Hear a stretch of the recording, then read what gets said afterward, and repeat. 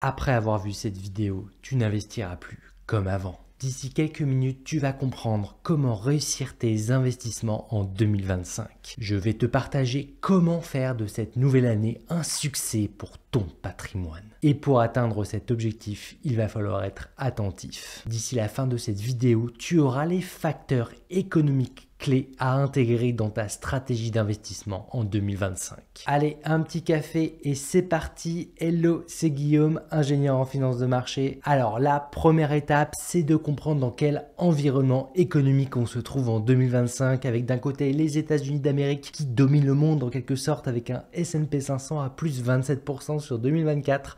Conforté par la victoire de Donald Trump en novembre dernier, le candidat pro-business. Avec des performances d'actions américaines qui sont tirées par les fameuses 7 fantastiques et un top 10 actions US qui affiche plus 40% sur 2024 avec Nvidia en tête qui délivre plus 191% cette année. Et ce, malgré des tensions croissantes et à potentiel explosif sur les semi-conducteurs entre les deux premières puissances mondiales, j'ai nommé la Chine et les États-Unis d'Amérique. Alors oui, 2024 fut aussi une bonne année pour l'Europe, mais sauf pour un pays d'irrésistible, la France, avec un CAC 40 à moins 3%, tandis que l'Eurostoxx 50 affiche lui plus 7,6% et même un plus 10% avec dividendes réinvestis. Avec une abîme qui se creuse entre les performances boursières des entreprises privées, avec des hommes et des femmes qui apportent de la valeur en répondant à des besoins réels en France via des biens, des produits, des services et qui arrivent malgré tout à afficher des croissances de bénéfices intéressantes en 2024. Tandis qu'à l'inverse, on observe une économie réelle française qui est dans un état de quasi-faillite budgétaire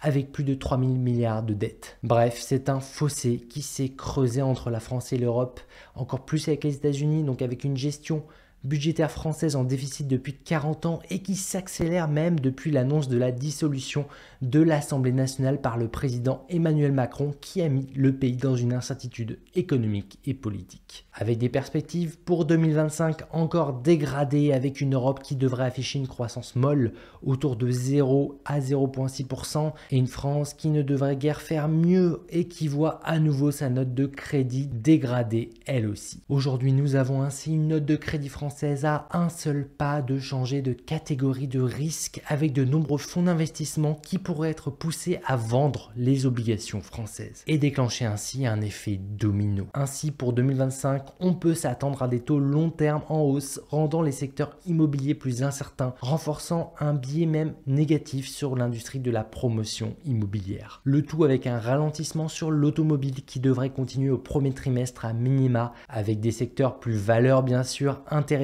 par leur potentiel de prix et de leur action solde et donc plus intéressant en perspective de reprise. On peut penser à deux segments en solde, d'abord l'agroalimentaire et les boissons, ensuite viennent les textiles et habillements avec son industrie de luxe notamment qui a souffert en 2024 suite au ralentissement de la demande en Chine. Avec un secteur financier plus mitigé avec d'une part des industries financières diversifiées d'assurance qui pourraient se montrer plus résilientes en 2025 et de l'autre côté des bancaires qui devraient profiter de taux long terme plus élevés, donc plus de marge pour certaines bancaires, mais c'est un effet qui devrait être compensé par une baisse potentielle des volumes d'investissement. Bref, un climat d'incertitude économique en France avec de probables élections législatives pour le second semestre 2025. Selon moi, on a devant nous trois scénarios possibles d'un point de vue économique en France. En numéro 1, statu quo, donc l'absence de majorité absolue qui mènerait à peu de changements. En numéro 2, une majorité absolue qui veut encore augmenter les impôts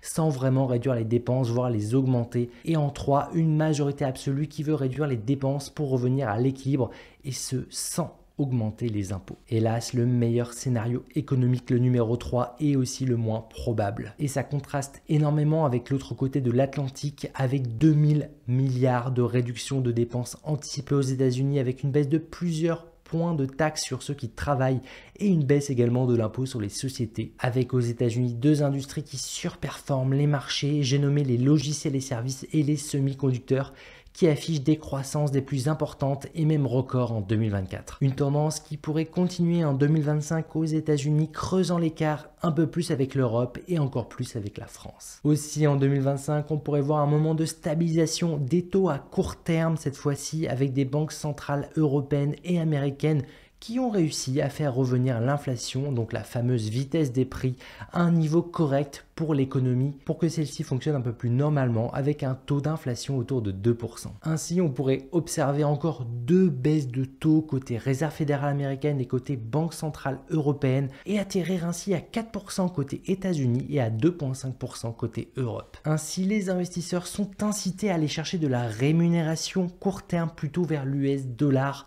avec un euro qui risque d'être délaissé par davantage d'investisseurs avec des augmentations d'impôts dans les entreprises en perspective en France, le pays qui taxe le plus le travail, devant une Amérique plus attractive en termes de business avec des réductions d'impôts en perspective pour ces sociétés. Ainsi, dans ce contexte, je place mes économies plutôt en US dollars depuis quelques temps afin de me protéger contre une dévaluation éventuelle de l'euro. Et pour aller plus loin, je suis convaincu que 2025 sera une année du CTO encore une fois avec des portefeuilles d'actions explosés sur les industries clés de croissance américaines qui devraient encore mieux performer que leur indice. C'est pour ça qu'en 2025, il va falloir apprendre, si ce n'est pas déjà fait, à saisir les opportunités et pas uniquement sur le PEA. Donc oui, il n'y a pas que le plan d'épargne d'action, optimiser ses impôts ne fait pas forcément gagner plus d'argent à la fin. Il faut encore choisir les meilleures opportunités. Donc oui, peut-être que certains d'entre vous ont loupé la fusée américaine, si j'ose dire, ces dernières années, mais ce n'est pas pour autant qu'il faut uniquement être exposé à l'Europe. Donc oui, investir en retard, c'est mieux que de ne pas investir du tout. Bien sûr, il y a des entreprises de qualité en Europe et en France, là-dessus on est bien d'accord, qui malgré ce contexte plus compliqués ont bien sûr le potentiel de surperformer et d'offrir, on peut l'espérer, plus de 10% par an en moyenne sur la prochaine décennie lorsqu'elles sont bien choisies ces actions.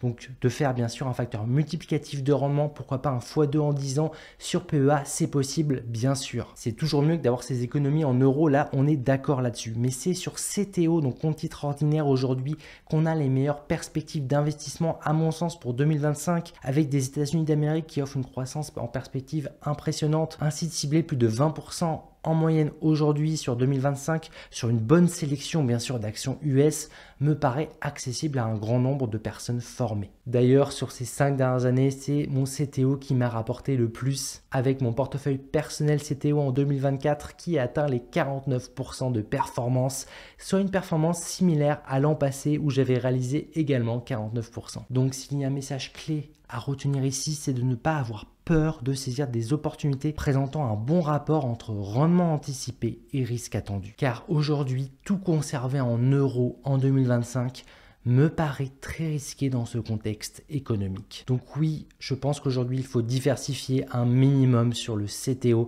Ça me paraît vraiment clé en 2025. Et au passage, si tu n'as pas encore de CTO, sache que tu peux profiter de ma totale indépendance car je ne suis affilié à aucun établissement financier. J'ai créé pour toi un outil comparatif des frais et des spreads sur CTO et PEA. Tu peux te rendre sur mon site web guistanp.com pour en profiter. Bref, en 2025, il va falloir apprendre à saisir les bonnes opportunités sur actions PEA et CTO, donc bien les sélectionner en termes de potentiel et de risque, et surtout de ne pas avoir peur de se lancer en bourse pour certains, pour enfin saisir des opportunités rentables pour ton capital en 2025. D'ailleurs, si tu veux que je t'accompagne pour démarrer ou améliorer ta stratégie d'investissement, je te propose une formation et une application à vie. Je te laisse aller découvrir tout ça dans la partie programme premium sur mon site web guistanp.com. Et comme d'habitude en 2025, tu vas pouvoir compter sur mes analyses d'entreprises de qualité. Allez, je te souhaite de bonnes fêtes et une bonne année 2025 et surtout de rester pragmatique. Allez, ciao!